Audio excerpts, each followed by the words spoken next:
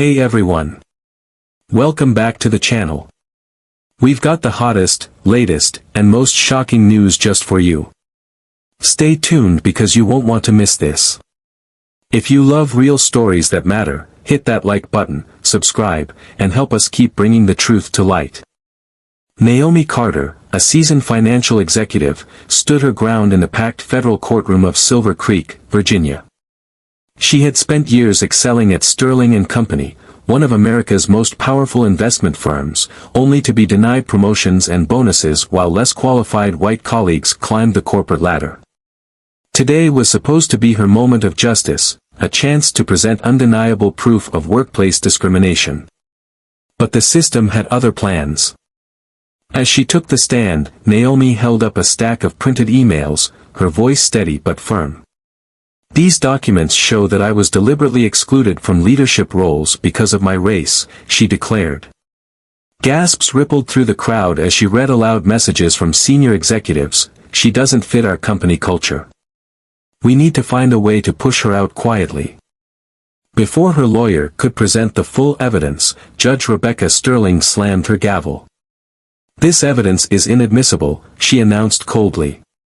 Naomi's jaw clenched. "Your Honor, this is critical proof." "I said enough," Sterling barked. "Remove her from my courtroom." The tension snapped. Murmurs turned into shouts. Court officers surged forward.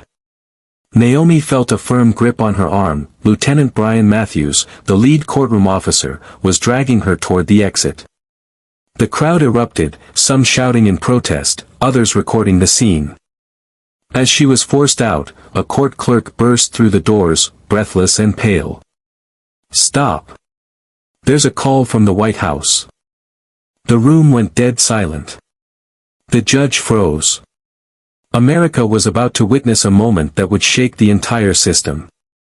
The entire courtroom stood still, the air thick with shock.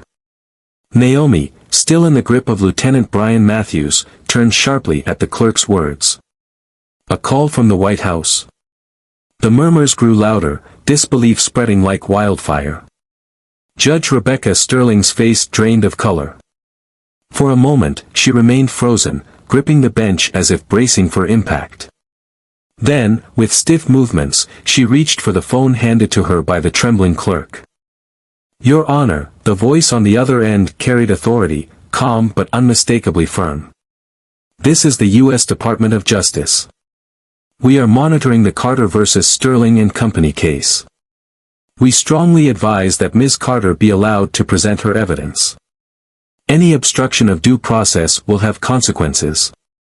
Sterling's fingers tightened around the receiver, her composure cracking. A bead of sweat formed at her temple as she stole a glance at the courtroom. Cameras were rolling. Social media was already ablaze. If she refused, she knew what would come next, a firestorm she might not survive. With a strained breath, she cleared her throat and placed the phone down. "We are resuming the hearing." Gasps of disbelief filled the room. Naomi's eyes locked onto the judge's, unflinching, defiant. Matthews hesitated before finally releasing her arm. "Ms. Carter, return to your seat," he muttered, voice lower than before. As Naomi stepped forward, a wave of whispers rippled through the crowd. The entire nation was now watching. What had started as a routine court case had escalated into a battle between justice and corruption, one that now had the White House's attention. Naomi Carter reclaimed her seat at the plaintiff's table, her pulse steady despite the storm raging around her. The power dynamics had shifted. The once dismissive judge now sat rigid, forced to acknowledge that this case was no longer just another corporate lawsuit, it was a national scandal. The courtroom crackled with tension as Naomi's lawyer, David Freeman, stood tall, his confidence renewed. "Your Honor, I'd like to proceed with presenting new evidence," Freeman said, his voice slicing through the silence. Sterling hesitated, then gave a curt nod. "Proceed." The overhead screen flickered to life, displaying a series of damning emails. In one, a senior executive wrote, "We need to phase her out. She's too different for leadership. Another read, cut her bonuses, give her a reason to quit. A collective gasp swept through the room. Even the opposing counsel, who had worn a smug grin earlier, now looked visibly rattled. The truth was undeniable. Then, the bombshell dropped.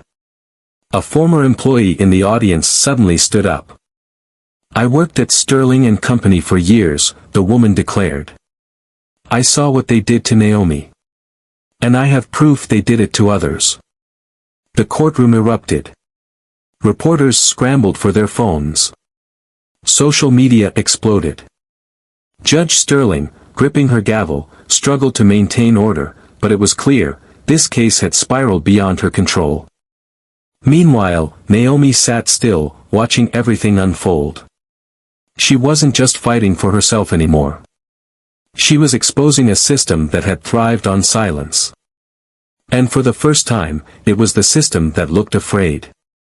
The courtroom was in chaos, but outside, the real storm was brewing. News of the trial had gone viral. By the time Naomi Carter left the courthouse that afternoon, her name was trending nationwide. Major news networks interrupted their regular programming to report on the bombshell revelations. Hashtag Justice for Naomi and hashtag corporate racism dominated social media, with millions demanding accountability. Outside Sterling and Company's headquarters, a crowd gathered, chanting for resignations. Employees, both current and former, began leaking more internal documents, exposing a deep-rooted culture of discrimination that went far beyond Naomi's case. Emails, HR complaints, performance reviews, all proof that the company had systematically sidelined black employees. The evidence was overwhelming, and the fallout was swift and brutal. Within 24 hours, Sterling and Company's stock price plummeted, wiping out millions in value. The company scrambled to release a statement, calling the lawsuit a misunderstanding and vowing to launch an internal review. But the damage was done. Shareholders panicked. Advertisers pulled deals. Investors threatened to walk. Meanwhile, the White House issued a rare statement. The press secretary confirmed that the administration was closely monitoring the case, sending a clear message: this wasn't just a corporate scandal anymore. It was a national reckoning. And then came the biggest blow. The Department of Justice officially launched an investigation into Sterling and Company's hiring and promotion practices. For the first time in history, a major corporation was facing federal scrutiny over racial discrimination in real time. Naomi watched the headlines unfold from her lawyer's office. She had wanted justice for herself. Instead, she had set an entire movement in motion. Naomi Carter sat in the sleek conference room, her hands folded tightly in her lap.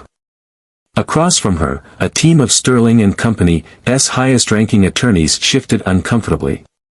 The company, once untouchable, was now on the brink of collapse.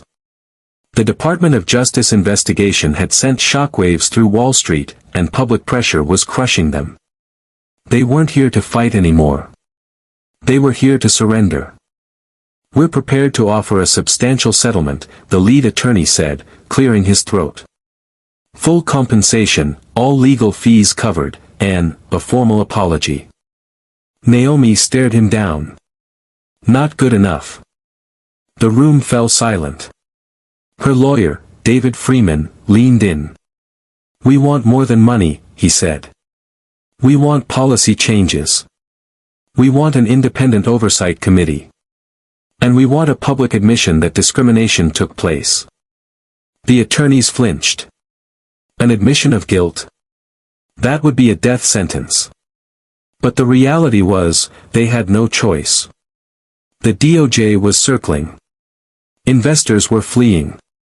More former employees had come forward with their own lawsuits. After hours of heated negotiations, the final agreement was reached.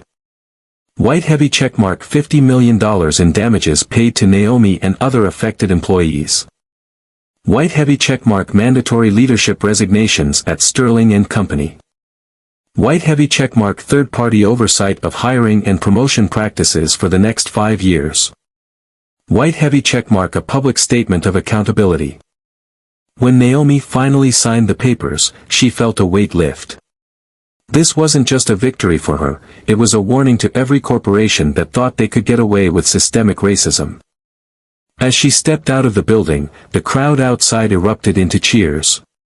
Reporters swarmed, cameras flashed, and Naomi, for the first time, truly felt what justice tasted like.